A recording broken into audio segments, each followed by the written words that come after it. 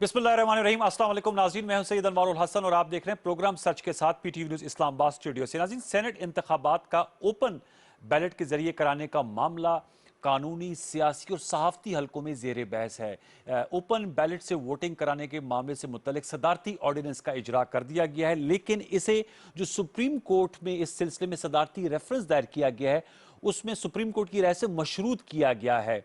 अगर supreme court की राय इससे मुतल्लिक आती है कि सेनेट का इलेक्शन एक्ट में तरमीम के तहत करवाया जा सकता है, तो फिर ये जो ऑर्डिनेंस है ये नाफिजुल अमल हो जाएगा। वगरना जो आइन के आर्टिकल 226 के तहत खुफिया राय शुमारी से सेनेट का इंतखाबात होंगे। इस पर हम देख रहे हैं कि सियासी रद्द-ए-अमल भी सामने आ रहा है। जमीयत उलमा इस्लाम फजल रहमान ग्रुप ने सुप्रीम कोर्ट से रजू किया है और इस सदारती ऑर्डिनेंस को चैलेंज किया है और आज पीपल्स पार्टी के चेयरमैन बिलावल भुट्टो जरदारी साहब ने भी इस सिलसिले में सुप्रीम कोर्ट जाने का ऐलान किया है। मामला क्या सामने आता है वो तो सुप्रीम कोर्ट पे अब मुनस्सिर है, लेकिन इस हवाले से हम जरूर गुफ्तगू करेंगे कि इसकी स्पिरिट क्या है। जब हुकूमत का ये कहना और मानना है कि ओपन बैलेट से सेनेट का इंतखाबात होने चाहिए, इसकी असास क्या है, इस पर जरूर गुफ्तगू करेंगे। फिर अपोजिशन की दो बड़ी जमातों की जानिब से चार्टर ऑफ डेमोक्रेसी में ये मामला तय था, लेकिन अब ये मौकफ क्यों कर बदल गया है, इन नुकात में गुफ्तगू करेंगे। आज प्राइम मिनिस्टर इमरान खान साहब ने उलमा मशाइख की खसूसी नशिस्त से एक अहम खिताब किया, जिसमें प्राइम मिनिस्टर इमरान खान साहब का कहना था कि जब हुक्मरान चोरी करते हैं पैसे तो उससे मुआशरे में जवाल आता है, जिसकी मिसाल उन्होंने पाकिस्तानी मुआशरे की दी और उन्होंने कहा कि करोड़ों अरबों रुपए की करप्शन करने वाले उनसे तकाजा कर रहे हैं कि इन्हें एनआरओ दिया जाए। ममालिक के गरीब होने की बड़ी वजह यह है कि चोरी होती है, जिससे फिर गुर्बत जो है वो फैलती है। उन्होंने ये भी कहा उलमाए मशाइख से कि वो इस मैसेज की तरवीज करें जिसमें मुआशरे में करप्शन से पाक मुआशरे के लिए लोगों के रवैयों में और रुझानात में तब्दीली लाई जाए। प्राइम मिनिस्टर इमरान खान साहब ने इस्लामोफोबिया के हवाले से भी गुफ्तगू की और उन्होंने कहा कि मगरिब को अहले मगरिब को वाज़े पैगाम जाना चाहिए कि इस्लाम को ना तो खुदकुश हमलों से गलत तौर पर जोड़ा जाए और ना ही दहशत गर्दी से इसको नत्थी किया जाए। उन्होंने इस बात को माना कि जो इस्लामी लीडरशिप है उनकी जानिब से सही मानों में सही इस्लाम का दिफा नहीं किया गया। फिर व्यूअर्स, आज जो पाक फौज के तर्जुमान DGISPR major general Babar Iftikhar साहब की जानिब से एक अहम बयान सामने आया, जिसमें उन्होंने कहा कि फौज को सियासत में ना घसीटा जाए और फौज का किसी से किसी किस्म का ना तो कोई बैकडोर राब्ते हैं और सियासत में कोई इनका अमल दखल नहीं है। इस सियाको सबाक के साथ आज हम गुफ्तगू करेंगे।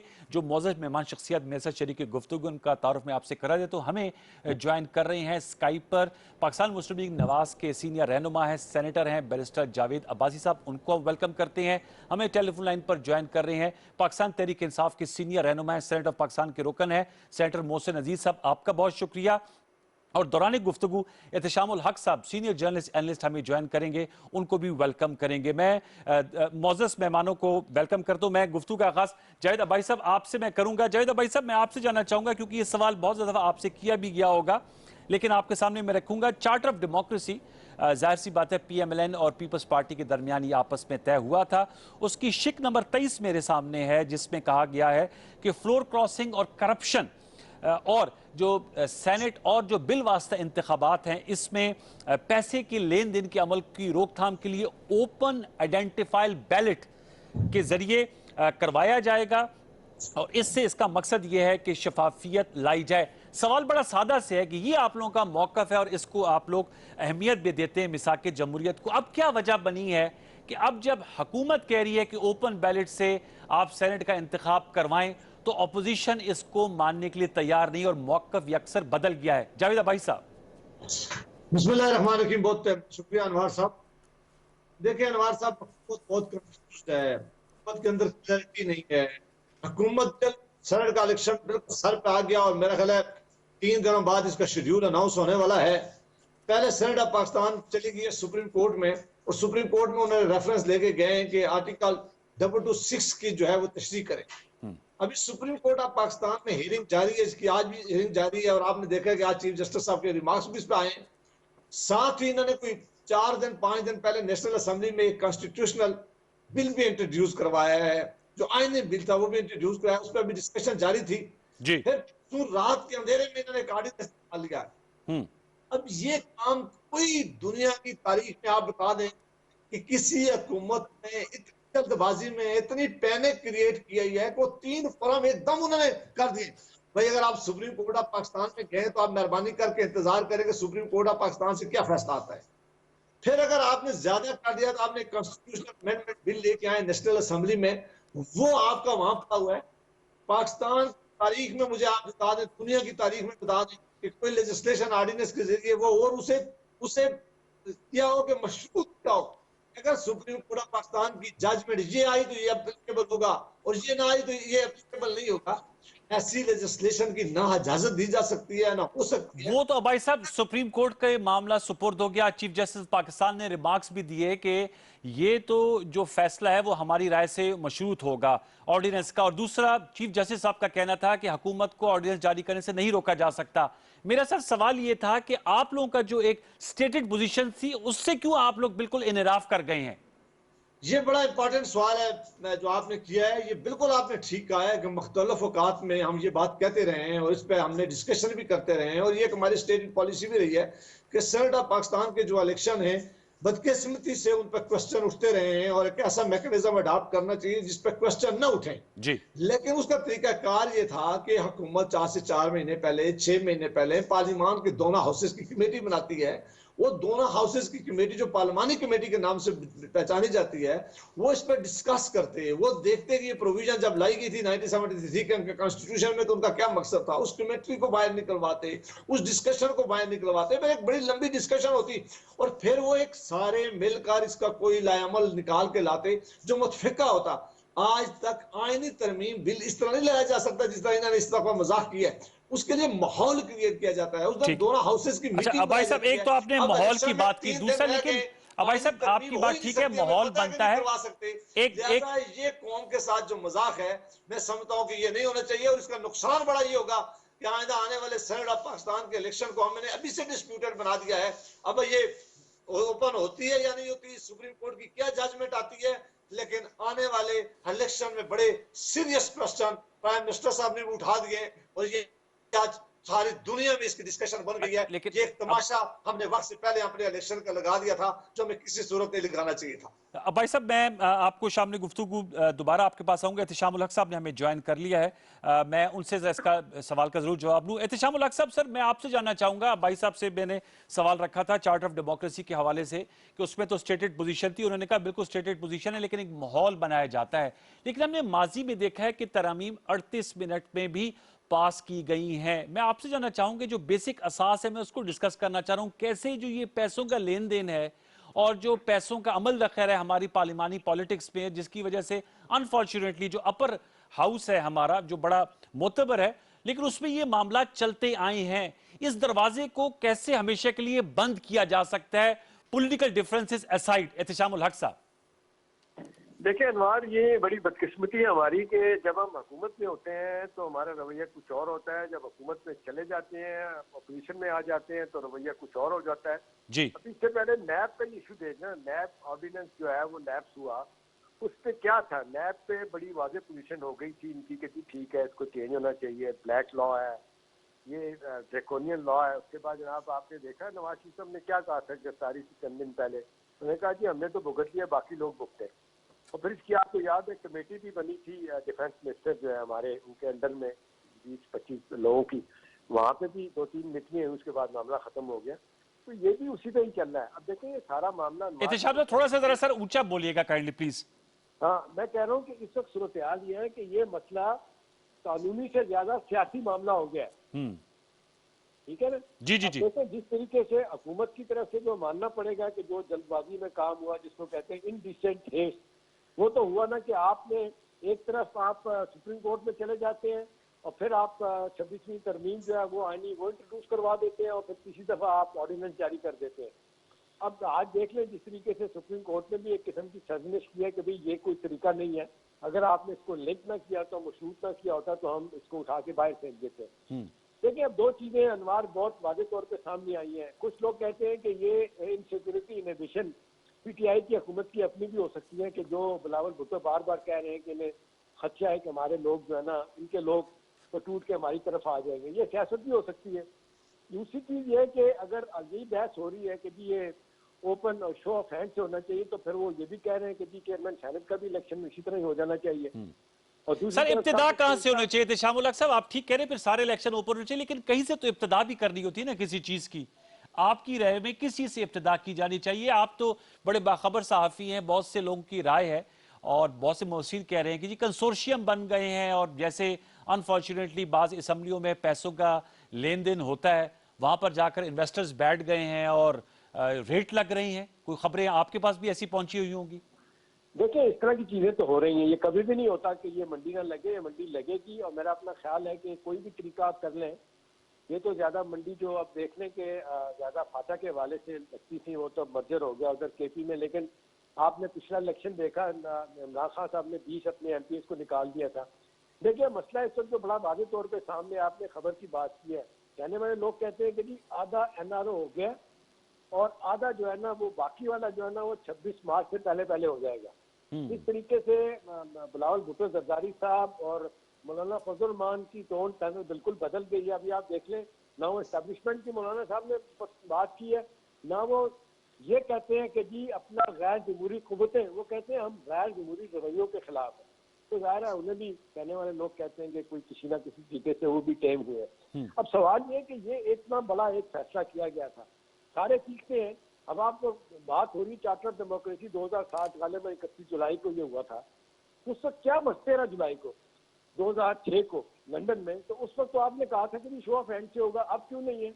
अब मसला यही है कि क्योंकि शायद इस वक्त पीटीआई हुकूमत में है, वो इससे बचना चाहती है, तो ये चाहते हैं कि ऐसा ना हो। तो मेरा ख्याल है ये दोहरा मयार है अनवार, ये ऐसा नहीं होना चाहिए। कहीं तो कदम लगनी चाहिए और कहीं तो बैठ के आप, हाँ इसमें अगर हुकूमत थोड़ा सा ये बयान करती कि जब कमेटी में मामला गया था जी थोड़ा सा इस पे जिसको कहना चाहिए डिबेट करवा लेते बजाय से कि आधे घंटे में एहतशाम भाई मेरे साथ रहेगा। आपने अहम नुकता उठाया। सेनेटर मोहसिन अजीज साहब ने हमें ज्वाइन किया है। सेनेटर मोहसिन साहब बहुत शुक्रिया। जाहिद अब्बासी साहब से मैंने सवाल रखा और एहतशाम साहब से भी कि ये मामला तो अब्बासी साहब और पीपल्स पार्टी ने चार्टर ऑफ डेमोक्रेसी में तय किया था और उन्होंने कहा बिल्कुल हमने तय किया था, लेकिन इन दोनों का एक कॉमन पॉइंट है कि अगर आप इस पर डिबेट करा लेते, माहौल बना लेते, तो शायद आप अपोजिशन को शामिल कर लेते और ये मामला आईनी तरमीम थ्रू पार्लियामेंट हो जाता। आपको सदारती ऑर्डिनेंस या सुप्रीम कोर्ट में सदारती रेफरेंस की तरफ नहीं जाना पड़ता। सेनेटर मोहसिन अजीज साहब क्या कहेंगे सर? तो अनवर साहब बहुत शुक्रिया। बात यह है कि देखिए पिछले 70 साल से जिस नहज पे हम पहुंच गए हैं, चाहे वो रियासत हो, चाहे वो सियासत हो, चाहे तालीम हो, इक्तिसादियत हो, सब तरफ जो है हालात हमारे सामने बदएतमादी का और फसूदा निज़ाम है। अब ऐसे में देखिए जब हम ये बात करते हैं तो ये गुफ्तगू तो पहले भी हो चुकी है। अब बात यह है कि अब इस वक्त जो है जब हम इससे बात शुरू करते हैं तो ये आप मेरा यकीन कीजिए कि ये जो है जो सौदागर बैठे हुए हैं ये बात शुरू करते हैं सौदे के ऊपर से, और सौदा ये करते हैं जो है एनआरओ जिसको हम कहते हैं। ये बात जब हमारी शुरू होती है, चाहे जो भी बात शुरू होती है, मुड़ गिर के बात उधर आ जाती है। बात यह कि देखिए इन सबको मालूम है ये जो पीडीएम का जलसे जुलूस हुए, जहां से पीडीएम शुरू हुई, इन सबको मालूम है और हमको मालूम है कि इंशाल्लाह इस इलेक्शन के बाद पीटीआई जो है वो उभर के जो है सेनेट में सबसे बड़ी जमात होकर सामने आएगी। इनको इसी बात का खदशा है और इसके लिए ये सर धड़ की बाजी लगाना चाहते हैं कि किसी तरीके से अपनी जो इल गॉटन मनी है, जो इनकी जिस तरीके से इन्होंने पैसा कमाया है पाकिस्तान को लूट के, वो पैसे के साथ वो जो है ये सियासत में लेकर आए, वो सेनेट के इलेक्शन में लेके आए, ताकि इनकी जो इजारादारी है, ताकि इनकी जो ब्लैकमेलिंग है वो इसी तरीके से जारी रहे।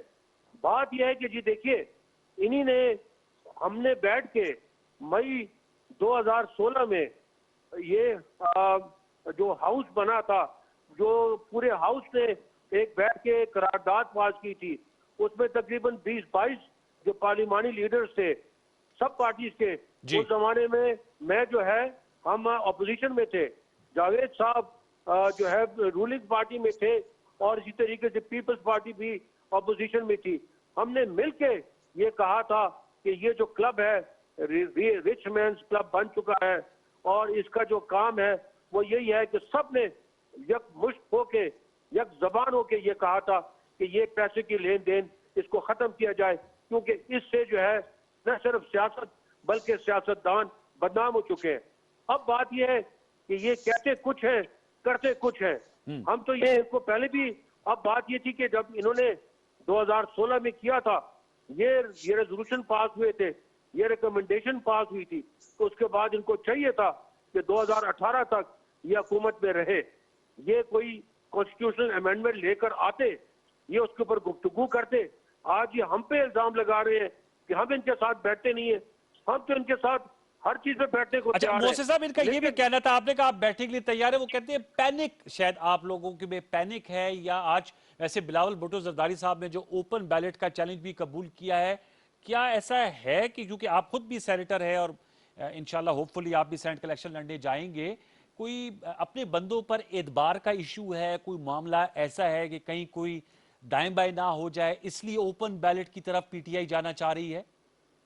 बिल्कुल नहीं जी, बिल्कुल ऐसी बात नहीं है।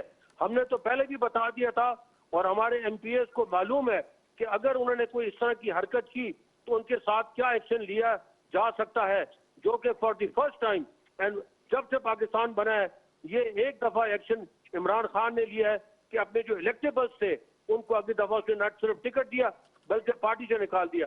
हमें इस तरह का कोई खतरा नहीं है। जिस तरीके से ये जो किर्गिज बल्तिस्तान में इलेक्शन की बात कर रहे थे, यहाँ पे भी वही बात है, इनको मुंह की खानी पड़ेगी और इनको मालूम हो जाएगा कि हम किस तरीके से इंशाल्लाह फाते होके हम इस जो है यहाँ पे नमूदार होंगे सेनेट में। बाकी इनको इसी बात का खतरा है, इसी बात के लिए शोर वो ये वाविला मचा रहे हैं। ये वही लोग हैं अनवार साहब जिन्होंने छांगा मांगा की सियासत की थी, यही वो लोग हैं जिन्होंने जाके लोगों को मरी के रेस्ट हाउसों में और अपने बंगलों में बंद कर दिया था।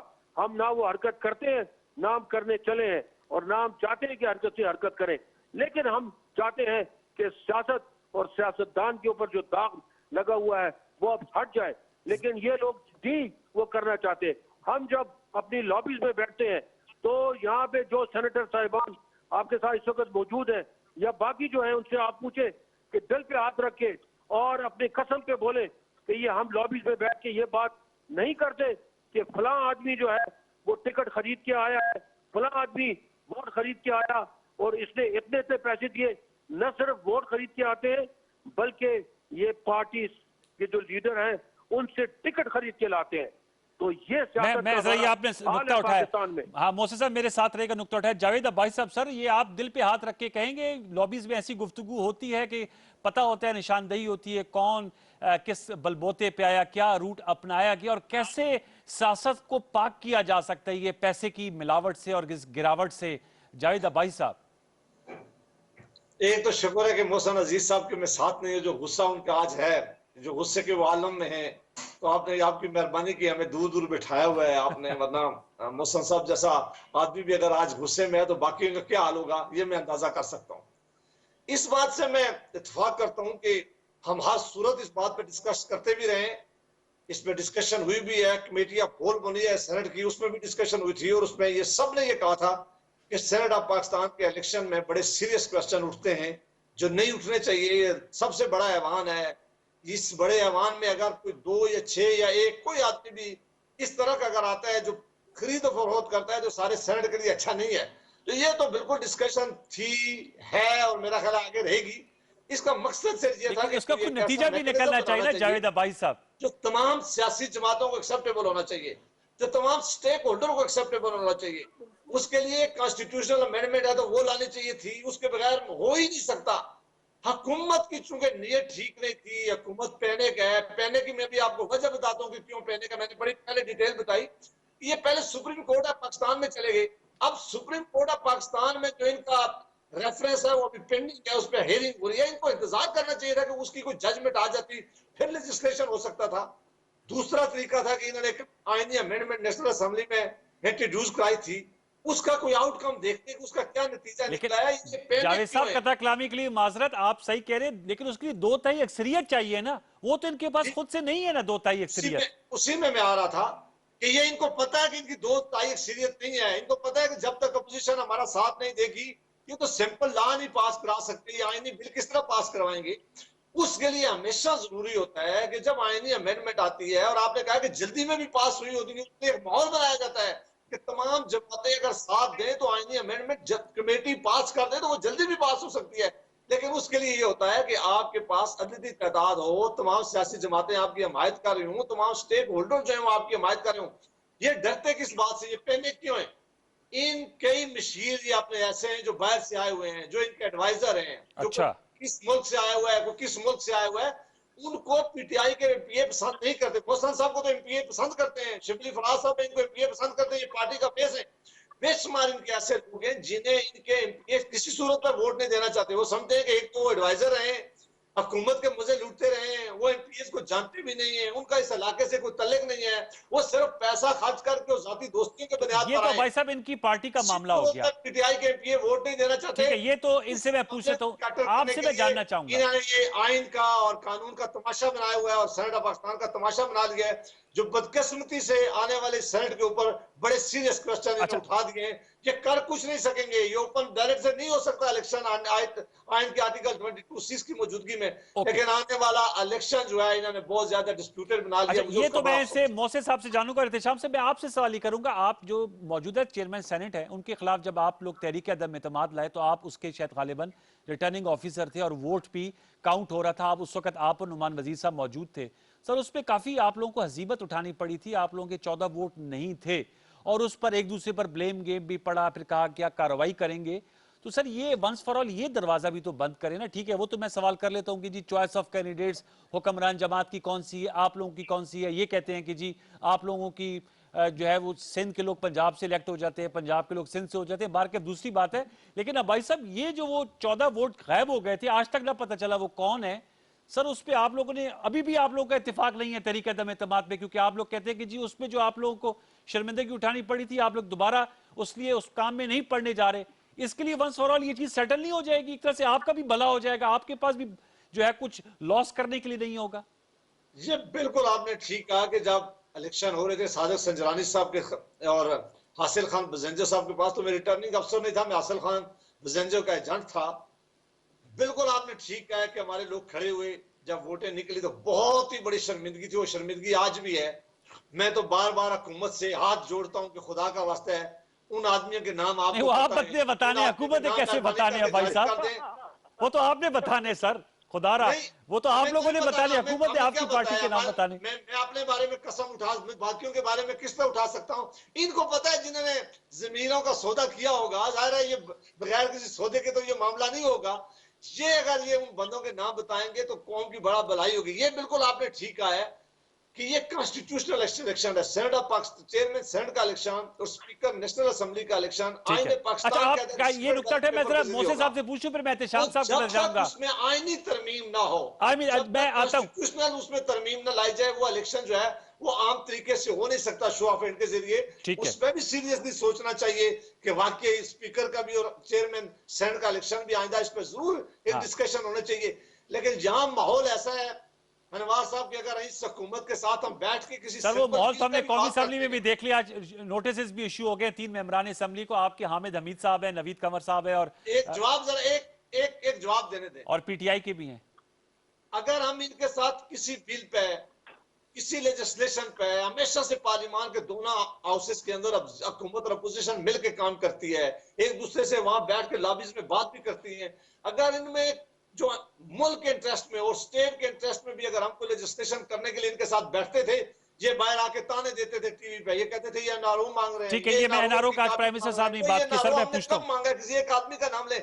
इन्होंने इतने ताने दे के इस असेंबली को बेतौकीर कर दिया ठीक है। है आज सर, इस पे असेंबली आता में हूं, ये लड़ाई दोबारा बात तारीख में कभी नहीं हुआ एहतेशाम साहब के पास कि इस जाऊंगा। तरह सर, मुझे असेंबली की ये वक्फा, सूरत हाल हुई हो कि जी हम एक दूसरे को मारने के लिए दौड़ते हैं। ये कोई मेंबर ऑफ पार्लियामेंट का इस तरह का वजूद था? चलिए ये इसका ऐसा इसका इन्होंने जवाब माहौल लेते हैं। क्रिएट कर दिया मोहसिन साहब से बदकिस्मती लेते से हैं भाई कि साहब। आज दोनों हाउसेस काम करने के बजाय एक दूसरे के गले जो है गलेबान पकड़ रहे हैं, उसमें जो सर वैसे बहुत ही तो ज्यादा जाहिर बात है, you can't clap with one hand. Ehtesham साहब वो कह रही है हुकूमत हमें बताए वो 14 लोग कौन थे ताकि हम उनके खिलाफ कार्रवाई करेंगे। अब्बासी साहब कह रहे हैं। सर, इस पर आपकी क्या राय है? और माहौल बनाने की बात हो रही है, कौमी असम्बली का माहौल तो हमने देख लिया था, सीटियां बज रही थी और एक धक्कम पेल दस्तो गिरबान, उनको वैसे नोटिस इशू कर दिए स्पीकर कौमी असम्बली साहब ने। होपफुली उस पर कोई कार्रवाई होगी। क्या कहेंगे एहतेशाम साहब? देखिए, इस हवाले से जो ऑन रिकॉर्ड बात है वो एक ही है, जो नून वाले भी कभी कभी मान भी लेते हैं और आगे बात भी करते हैं कि हमें पता है कि किन लोगों ने, ये 12-14 लोग थे जिन्होंने डिफेक्शन दी थी या वोट नहीं दिया था संजरानी के मामले में। अभी तो ये हुकूमत से कहना तो मेरा ख्याल है अनवार कहती होगी, वो कहते हैं ना भाई साहब अपनी मंडी थले डांड फेरो, आपको खुद पता चल जाएगा और आपको आई एम श्योर पता भी है, और यही बात पीपल्स पार्टी वाले भी कहते हैं।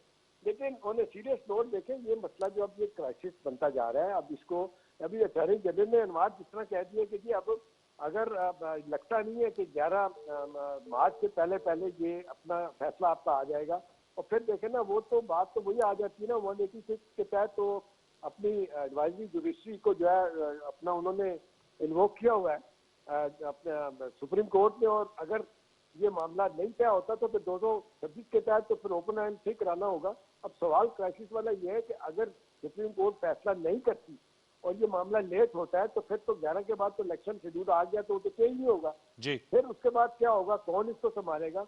मेरा ख्याल है अब ये बेहतरीन तरीका एक ही हो सकता था कि ये गिवन टेक करके बैठ के मसले का हल कर लेते, लेकिन माजिद के साथ दोनों तरफ से पॉइंट स्कोरिंग हो रही है, दोनों जो है ना वो अपने अपने जिसको कहते हैं पॉलिटिकल कैपिटल को ब्लीड होता नहीं देख सकते जो वादे किए हुए हैं, और ये खास तौर पर पीटीआई का बड़ा मसला है। वो उठते बैठते यही कहते हैं, अगर मुझे लगता है कि इवेंचुअली शायद इनको इसका नुकसान होगा क्योंकि वो असल मकसद से वो हट रहे हैं, क्योंकि 2.5 साल हो गए लोग बात कर रहे हैं कारकर्दगी की, उसके बाद गवर्नेंस का मामला है, महंगाई है, अभी देखें उनको भी समझ आ गई है 4 माह के बाद वो जनाब महंगाई लॉन्ग मार्च का नाम लेके वो सामने आ रहे हैं, उन्हें कहा कि अपना जोर लगा लिया, पब्लिक को साथ लेके चले तो शायद लोग निकल आए। मेरा ख्याल है इसका हल एक ही है, सुप्रीम कोर्ट ने आज इंडिया दे दिया है कि भाई ये तरीका ठीक नहीं है, और फौरी तौर पे हुकूमत कैसे सोचती है, इनके एडवाइजर कैसे इस मसले को हल करते हैं, ये $1 मिलियन क्वेश्चन है। जरा मेरे साथ रहेगा मोहसिन अजीब सर, वो मोहसिन अजीब साहब, जावेद अबाई साहब कह रहे हैं कि उनको आपकी या शिबली फराज साहब की हवाले से कोई इतराजी, वो कहते हैं कुछ ऐसे अफराद हैं जिनको पीटीआई लाना चाह रही है, इसलिए आप लोगों की पार्टी का इसरार है कि ओपन बैलेट हो, और साथ में कह रहे हैं कि उन 14 लोगों के नाम भी आप बता दें जिन्होंने सादिक सजरानी साहब के खिलाफ वोट ऑफ नो कॉन्फिडेंस में अपोजिशन का साथ नहीं दिया था, अपोजिशन अरकान की बात कर रहे हैं मोहसिन साहब। सर एक तो पहले मैं इनको कह दूं कि मैं ना गुस्से में हूं और ना मैं किसी परेशानी में हूं, बात यह है कि इन्होंने जो है हमारे मुल्क का जो लतीफा बनाया था, अब ये खुद लतीफा बन चुके हैं, इसलिए मैं सिर्फ उनके साथ इनको सिर्फ ये कहता हूं कि इस मुल्क का लतीफा न बनाए, इस मुल्क के साथ आपने बहुत खिलवाड़ कर दी, बस अब बस कर दे, बस अब बहुत हो चुका है।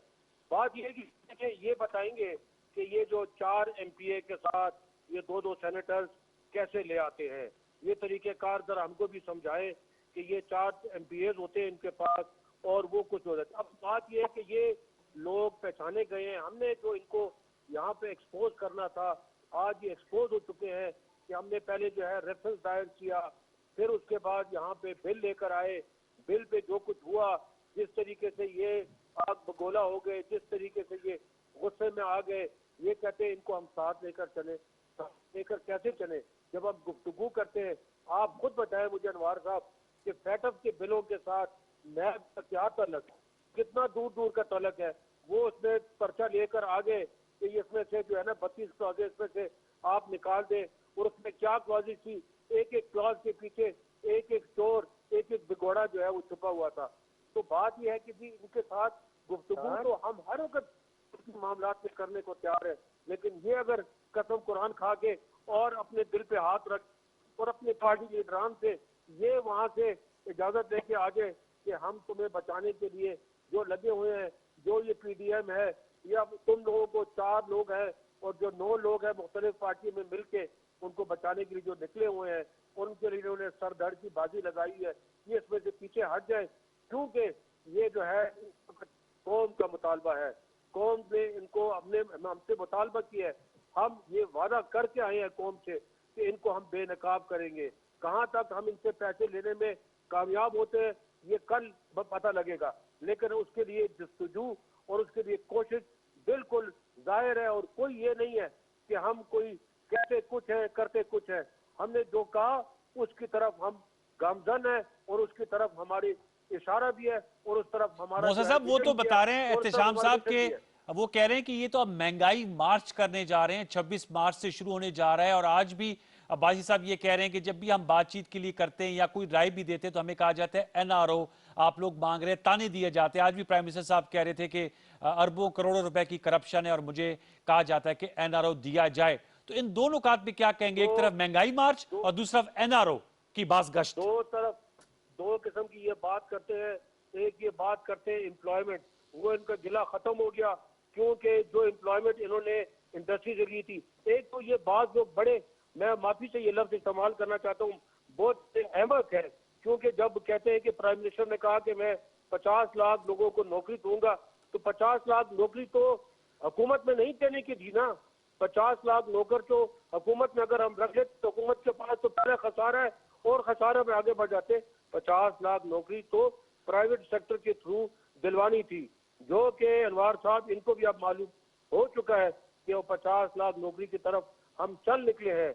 अब जो कंस्ट्रक्शन इंडस्ट्री है, जो टेक्सटाइल इंडस्ट्री है, जो हमारी ऑटोमोबाइल इंडस्ट्री है, जो बाकी हमारी इंडस्ट्री है, वो चल पड़ी है। जो बंद थी, जो पहले एक शिफ्ट पे चल रही थी, अब 2 शिफ्ट पे चल चुकी है, नई इन्वेस्टमेंट आ रही है। एक तो वो गिला खत्म हो गया, तो इससे महंगाई भी कम हो गई। आज आप देखें जो सब्जी के रेट थे, जो आलू के रेट थे, टमाटर के रेट थे, जो बाकी रेट थे, वो पहले की निस्बत आधे से भी कम हो चुके हैं।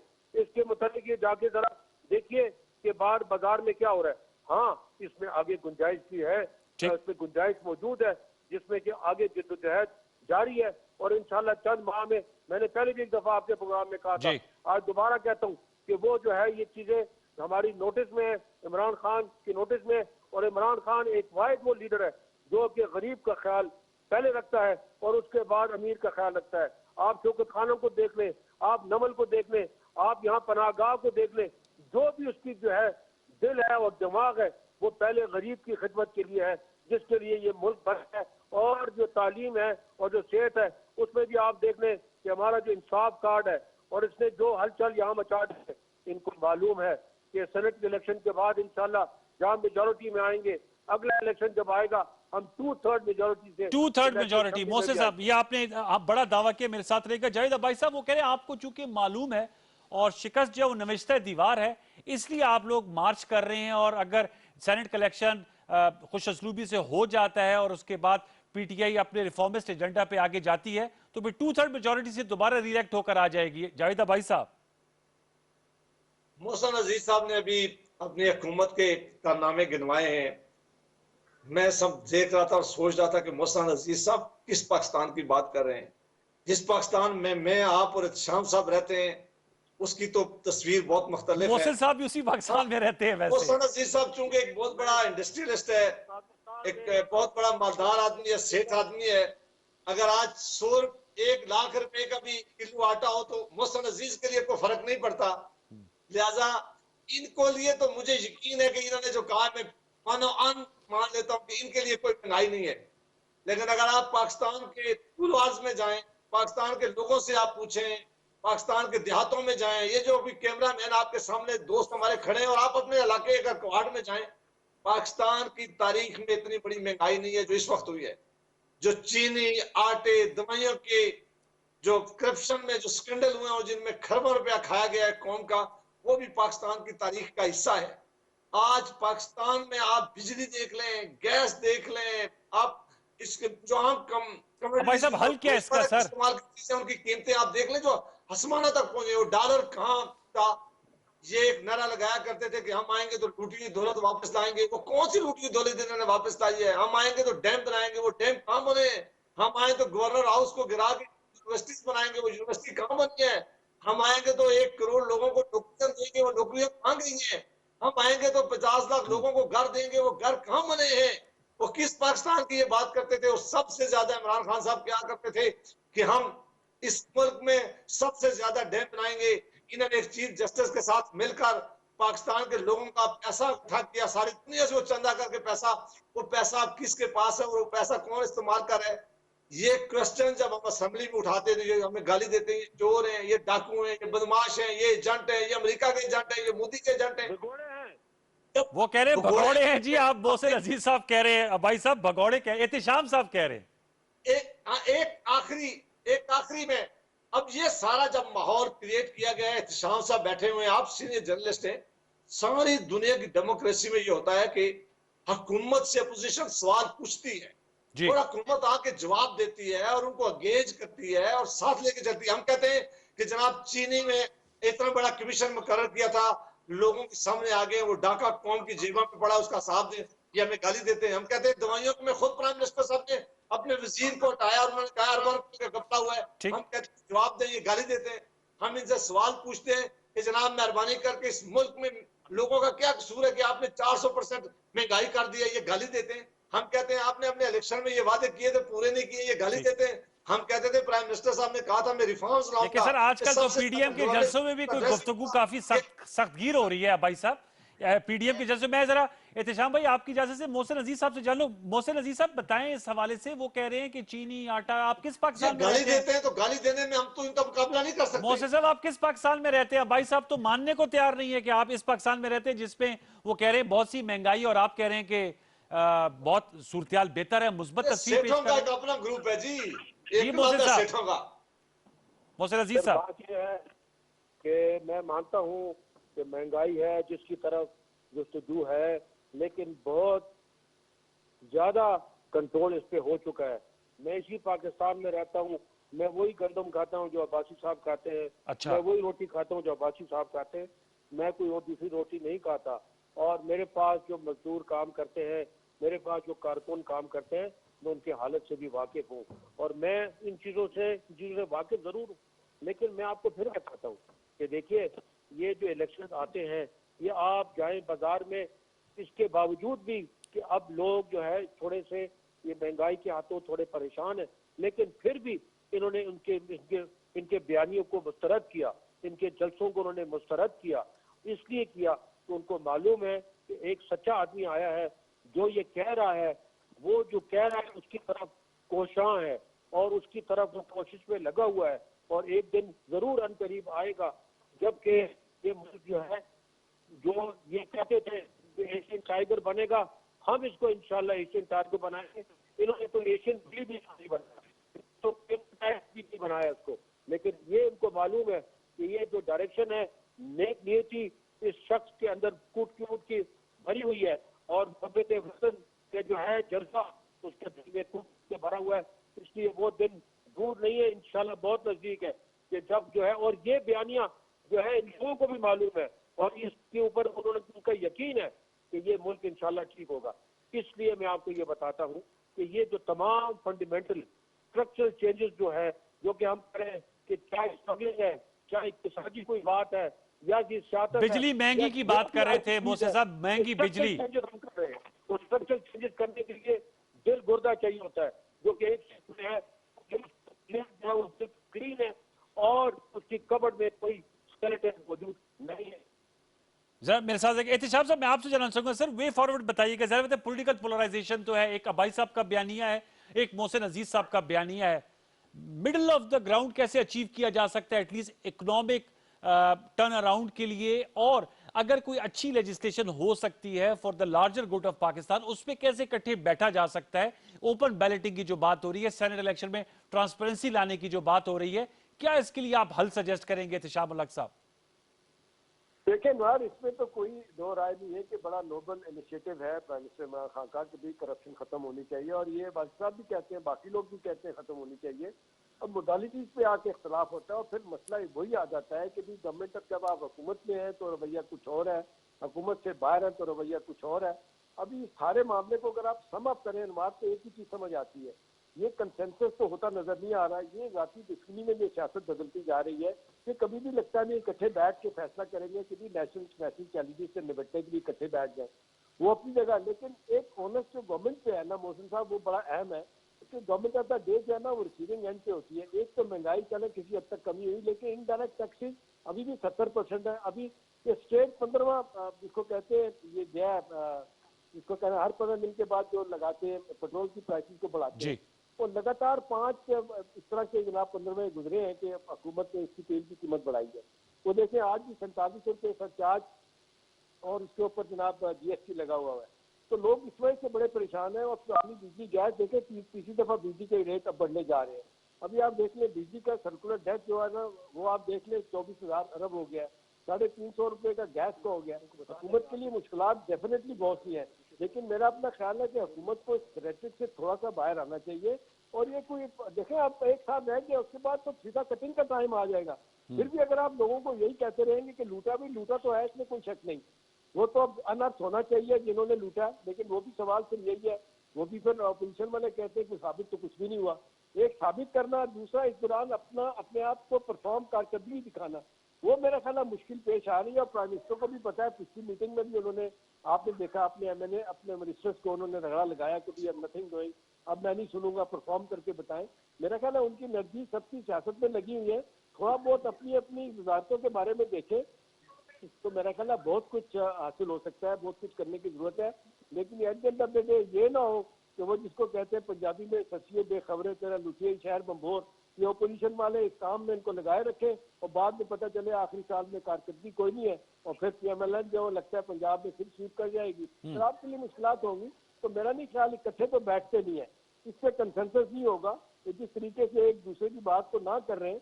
अभी देखिए 13 जुलाई 2006 चार्टर ऑफ डेमोक्रेसी, अब वो मान ही नहीं है, नैब लॉ पे एग्री करते हैं, अब बदलने की बात होती है तो आप देख लें, अब नहीं जाते पीपल्स पार्टी परमानेंट पीछे हट जाते हैं।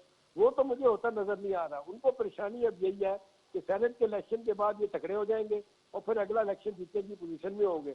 यही वजह है कि इन्होंने हुकूमत से निकालने की कोशिश की और हुकूमत में खुद आने की कोशिश की। अब जब देखा 3 महीने में नहीं हुआ, अब इन्हें ख्याल आया कि जनाब आम आदमी का भी कोई मसला है, महंगाई है। अदरवाइज आप देख लें कि इनके कारकुन भी पूरी तरह नहीं आए, आम आदमी तो वैसे जुलूसों में आए ही नहीं। 13 दिसंबर जो है ना, वो कहते हैं एक ऐसा यादस्टिक बन गया है लैंडमार्क को, जो लाहौर का जलसा था वो अगर कामयाब होता तो ओपोजिशन को ठीक कह रहे हैं, फिर मोमेंटम कोई और होता। एहतशाम साहब, आपने अहम नुकात उठाए। मैं जाहिद अवैस साहब आपकी वजह से, मोहसिन साहब, ये चूंकि आपका इकोनॉमी से भी ताल्लुक है, पस मंजर है आपका, ये जो सर बिजली का गर्दिशी कर्जा है, गैस का जो गर्दिशी कर्जा है सर, ये आपने कहा था कि आप लोग आके बिजली सस्ती करेंगे, ज़ाहिर है सर्कुलर डेट है, आपको विरसे में मिला है, लेकिन इसमें बहुत इजाफा हो गया। तो मैं आपसे जानना चाहूंगा सर, इसका भी कोई हल आप निकालेंगे? क्योंकि जब आप कहते हैं महंगाई में कमी आई है, जब इनकी निरखों में इजाफा होता है तो उसका इंपैक्ट वो ऑफसेट हो जाता है। मोहसिन अजीज साहब, तो इस हवाले से आप कुछ बताएंगे? जो है उसके लिए भी जो है वो, मैं आपको थोड़ा सा ऊंचा बोलिएगा सर, आपकी आवाज जरा कट रही है मोहसिन साहब। ये जो है ऊंचा बोलता हूँ तो साहब जो है शोर करते हैं कि मैं शायद गुस्से में हूँ। बहरहाल बात ये है कि जी देखिए, इसकी तरफ भी काम हो रहा है, फिर आप कहेंगे कि मैं पास की तरफ चला जाता हूँ, लेकिन ये तमाम जो है देखिए आपके जो ये गर्दिशी कर्जों के रीजन जो है ना, वो रीजन वही हैं जो कि पुराने चले आ रहे हैं और हमें विरसे में मिले हुए हैं, और उनकी तरफ उसको ये की जा रही है कि इनको किस तरीके, चाहे वो आईपीपीएस का है कि आईपीपीएस का जो है हुए हैं, किस नर्क किए गए, क्यों खर्च किए गए, कितनी मदद के लिए किए गए, एलएनजी के हैं, एलएनजी के जो है किस तरीके से है, और जो ट्रांसमिशन के लॉसेज हैं वो क्या है। वो एक तरफ तो पावर प्लांट लगा है जिनकी तरफ बहुत बड़े किए, लेकिन उनको हमें ले जाने के नहीं। तो ये तमाम ठीक, इसकी वजह से हम आपका आवाज थोड़ी सी कट रही है सर। मैं भाई साहब आपके पास आऊंगा सर। अब जाहिर सी बात है, सेनेट के इलेक्शंस होने हैं और पीएमएलएन भी अपने कैंडिडेट्स लेकर आएगी, पीपल्स पार्टी भी लाएगी। क्या आप समझते हैं वाकईतन, आज मैं देख रहा था आजाद कश्मीर में पीपल्स पार्टी की जानिब से कहा गया कि उनके मद्दे मुकाबिल तो आप लोग हैं, तो आप लोग इससे कैसे इत्तेहाद कर लें? ये जो आपने सेनेट के इलेक्शन मिलकर लड़ने की बात की है, ये भी आप पाया तकमील तक ये बात पहुंच जाएगी? क्योंकि आपके आपसी इख्तलाफात तो मुख्तलिफ मौकों पर सामने आए हैं जावेद भाई साहब। एक तो इससे पहले कि मैं आपका सवाल का जवाब दूं, मुख्तसर जो शाम साहब ने पूछा है, इस मुल्क की सबसे बड़ी प्रॉब्लम का इस वक्त जो हल है वो बिल्कुल हुकूमत के पास मौजूद है। अच्छा, वो जो बात शहबाज शरीफ साहब ने इलेक्शन के फौरन बाद नेशनल असेंबली में एज ए अपोजिशन लीडर खिताब किया था और उन्होंने इमरान खान साहब को दावत दी थी कि खान साहब आप अपनी अकाउंटेबिलिटी की ड्राइव जारी रखें, आपने जो कौम से वादे किए हैं कि हम मैं पैसे रिकवर करूंगा, जरूर करें, आप नैब को जरूर इस्तेमाल करें। लेकिन ये माहौल इसको बनाए कि चार्टर ऑफ इकोनॉमी हम करें कि ताकि इस मुल्क को जो क्राइसिस है, इकोनॉमिक क्राइसिस से हम निकालें, ताकि पाकिस्तान के अंदर खुशहाली हो जाए और पाकिस्तान के लोगों के लिए हम बेहतरी कुछ कर सकें। काश ये वो मौका था कि हुकूमत आगे हाथ बढ़ाती। आज हम सारे मिलकर कोई पॉलिसी बनाते और ये क्राइसिस, जिससे आज सबसे बड़े क्राइसिस जिसमें आज मुल्क फंसा हुआ है, वो ये नहीं फंसा हुआ कि अपोजिशन क्या कर रही है, वो नहीं फंसा हुआ कि दुनिया में क्या हो रहा है। सबसे ज्यादा आज इस मुल्क की जो इकोनॉमी डूब रही है, इस मुल्क में महंगाई है, इस मुल्क में जो गुर्बत फैल रही है, जिस मुल्क में डेवलपमेंट रुक गई है, ये हमारा असल इशू है। और सबसे बड़ा हम इश्यूज लेकर आएंगे। आप जरा पीडीएम का इश्तिराकी अमल पे बता दीजिएगा, फिर मैंने प्रोग्राम क्लोज करना है सर। वज़ीर-ए-आज़म साहब अगर अपने एडवाइजरों से अब भाई साहब, आप जिनको ये पीटीआई और उनकी तो हम बात करते रहते हैं, आप पीडीएम का जवाब दे दे सर प्लीज। मीटिंग इनके साथ करते हैं, इनसे आधी मीटिंग भी अगर अपनी इकोनॉमिक टीम से करें तो मुश्किल मुल्क के माशी ठीक हालात ठीक हो सकते हैं। ठीक। हाँ, पीडीएम के प्लेटफॉर्म पर इंशाल्लाह उन्होंने फैसला किया है, आगे मोडेलिटीज तय होंगी। मेरा नहीं ख्याल कि इसमें कोई बहुत बड़ा, जो जनरल इलेक्शन होता है वहां सीट एडजस्टमेंट करना जरा मुश्किल होती है, वहां पहले से लोग तैयार होते हैं। यहाँ कंपैरेटिवली आसान होगा, हम एक दूसरे को एडजस्ट करने में लगता है कि आसानी से ये मामला हम अबूर कर लें। हम मामला अबूर कर लेंगे। आपका बहुत शुक्रिया बैरिस्टर जाहिद अब्बासी साहब, आपने हमारे साथ नशिस्त की। सेनेटर मोहसिन अजीज साहब, आपका बहुत शुक्रिया। एहतशाम उल हक साहब, आपका बहुत शुक्रिया। व्यूअर्स, मुख्तलिफ नुकात पर गुफ्तगू हुई और मुख्तलिफ आरा सामने आई, यही जमहूरियत का हुस्न है। लेकिन जो बेसिक एसेंस है इस डिस्कशन का, कि बेहतर लेजिस्लेशन हो, पैसे का जो अमल दाखिल है सियासत में, उसके दरवाजे को हमेशा के लिए बंद किया जाए। अब उसके लिए माहौल कितना बनाया, कितना नहीं बनाया, सुप्रीम कोर्ट से क्या वर्डिक्ट आता है, वो आने वाले दिनों में हम देखेंगे। लेकिन मेरे ख्याल में इस पे तो सबका कंसेंसस है कि सेनेट में एक बड़ा मुअज़्ज़ज़ हमारा ऐवान बाला है, इसमें वो सेनेटर्स इलेक्ट होकर आए जो कि मेरिट पे हों, जिनका क्राइटेरियन जो है पार्टी के साथ लॉयल्टी और उनकी एबिलिटी, क्योंकि इसमें बहुत से टेक्नोक्रेट्स भी आते हैं, इन्वेस्टर्स जो हैं पैसे के बलबूते पे, उनका रास्ता रोकना है। इसके लिए क्या रास्ता अख्तियार किया जाता है, मुख्तलिफ ऑप्शंस इस वक्त ऑन द टेबल है। आने वाले दिनों में देखते हैं इस पे क्या नतीजा निकलता है। आज के लिए यही कुछ। प्रोग्राम सच के साथ में गुफ्तगू आपको कैसे लगी, फेसबुक और ट्विटर पे अपनी राय से मुझे जरूर नवाजे के। इंशाल्लाह जिंदगी रहे, सही रही। आपसे मुलाकात होगी कल रात 10:05 पर। तब तक लिए सैयद अनवारुल हसन और सच के साथ की पूरी वर्षा टीम को इजाजत दीजिए। अपना बहुत सा ख्याल रखिए। अल्लाह ने के बाद।